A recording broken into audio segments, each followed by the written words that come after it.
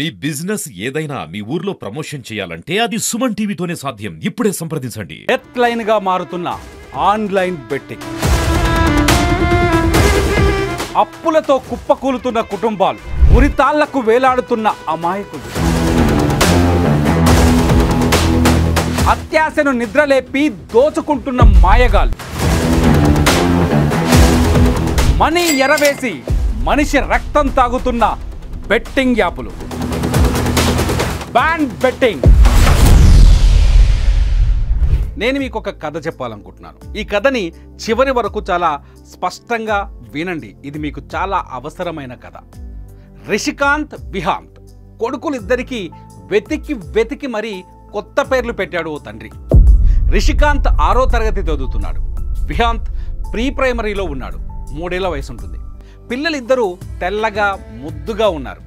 ఓ రోజు రాత్రి ఇద్దరూ నిద్రపోతున్నప్పుడు దిండు ఇద్దరి మొహం మీద పెట్టి ఊపిరి ఆడకుండా చేసి చంపేశాడు తండ్రి. తర్వాత భార్యను చంపాడు. చివరికి తను కూడా ఫ్యానుకు ఉరి వేసుకొని చనిపోయాడు.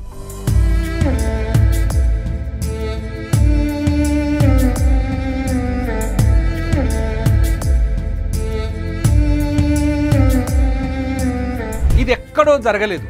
2 రోజుల క్రితం హైదరాబాద్ శివారుల్లోని గాజుల రామారంలో జరిగింది.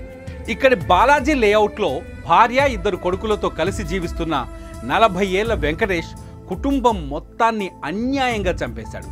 ఆ తర్వాత తను కూడా ఆత్మహత్య చేసుకున్నాడు. ఈ దారుణానికి కారణం ఏంటో తెలుసా? Online betting. ఎందుకింత దుర్మార్గం? ఎందుకింత భయంకరమైన నిర్ణయం? నువ్వు చస్తే చచ్చావు, కానీ నువ్వు చేసిన తప్పుకు ఆ పసిబిడ్డలు ఎందుకు చావాలి? నిన్ను నమ్మి వచ్చిన నీ భార్య ఎందుకు చావాలి? కేవలం బెట్టింగ్ యాప్లకు బానిసగా మారిపోవటం. సాఫ్ట్వేర్ ఇంజనీర్గా పనిచేసే వెంకటేష్ సంపాదించిన జీతాన్నే కాదు, దొరికిన కాడికి అప్పులు కూడా చేసి ఆ డబ్బును బెట్టింగ్ యాపుల్లో పోశాడు. వేలు పెడితే లక్షలొస్తాయి, లక్షలు పెడితే కోట్లొస్తాయనే అత్యాశకు పోయి ఆర్థిక ఇబ్బందుల సుడిగుండంలో చిక్కుకున్నాడు. అప్పుల ముప్పు నుంచి తప్పించుకోలేక ఆత్మహత్య మార్గాన్ని ఎంచుకున్నాడు.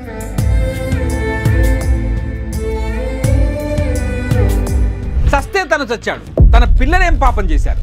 వెంకటేష్ చేసిన అప్పుల తప్పులకు అన్యాయంగా అతని 2 కొడుకులు 11 ఏళ్ల రిషికాంత్, 3 ఏళ్ల విహాంత్ ప్రాణాన్ని బలిచ్చారు.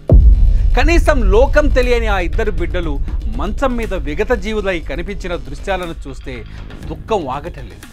నిద్రలోనే తుది శ్వాస విడుస్తామని, కన్న తండ్రి తమను చంపేస్తాడని ఆ బిడ్డలిద్దరికీ తెలియదు. తెల్లవారేసరికి ఇల్లుని శ్మశానంలా మార్చిన వెంకటేష్ ఉరి వేసుకొని ప్రాణం తీసుకున్నాడు. లోకం తెలియని ఆ 2 బిడ్డల మృతదేహాలు మనకేం చెబుతున్నాయి? వెంకటేష్ వేలాడిన ఉరితాడు మనల్ని ఏమని హెచ్చరిస్తోంది? వెంకటేష్ భార్య విడిచిన ప్రాణం మనకు ఏ గుణపాఠం చెబుతోంది? వెంకటేష్ లాంటి కుటుంబాలు అనేకం ఉన్నాయి. ఆన్లైన్ బెట్టింగ్ వద్దురా, అత్యంత ప్రమాదకరమని గుర్తు చేస్తున్నాయి. బెట్టింగ్ యాప్లను నమ్మి సర్వస్వం కోల్పోతున్న ఓ యువత, ఇప్పటికైనా మేలుకో, నిన్ను నువ్వే కాపాడుకో. ఇన్స్టాగ్రామ్లో ఇన్ఫ్లుయెన్సర్లు, ఫేస్బుక్లో ఫేమస్ పర్సనాలిటీలు, లక్షలాది మంది ఫాలోవర్స్ ఉన్న యూట్యూబర్లు, మీరు ప్రమోట్ చేస్తున్న బెట్టింగ్ యాప్లు సమాజం మీద పడి మనిషి రక్తాన్ని తాగుతున్నాయి. ఒక్కసారి డబ్బు పెట్టి చూడండి అంటూ మీరు చేస్తున్న తప్పుడు ప్రచారం లక్షలాది మంది యువతను తప్పుడు మార్గంలోకి తీసుకెళ్తున్నాయి. రోజుకో కుటుంబాన్ని బలి తీసుకుంటున్నాయి. రండి, బెట్టింగ్ యాప్లపై యుద్ధం చేద్దాం. బెట్టింగ్ మాయలో పడకుండా మన యువతను కాపాడుకుందాం. బెట్టింగ్ మాఫియాల అంతు చూద్దాం. ఆన్లైన్ బెట్టింగ్ యాప్లపై ప్రభుత్వాలు నిషేధం విధించేదాకా పోరాటం చేద్దాం. మా పోరాటంతో మీరు చేతులు కలపండి. అంతేకాదు, బెట్టింగ్ యాప్లతో మీరు నష్టపోతే ఈ వీడియో కింద మీ వివరాలు పెట్టండి. చూస్తూనే ఉండండి సుమన్ టీవీ. డెత్ లైన్ గా మారుతున్న ఆన్లైన్ బెట్టింగ్, అప్పులతో కుప్పకూలుతున్న కుటుంబాలు, ఉరితాళ్లకు వేలాడుతున్న అమాయకులు, అత్యాశను నిద్రలేపి దోచుకుంటున్న మాయగాలు,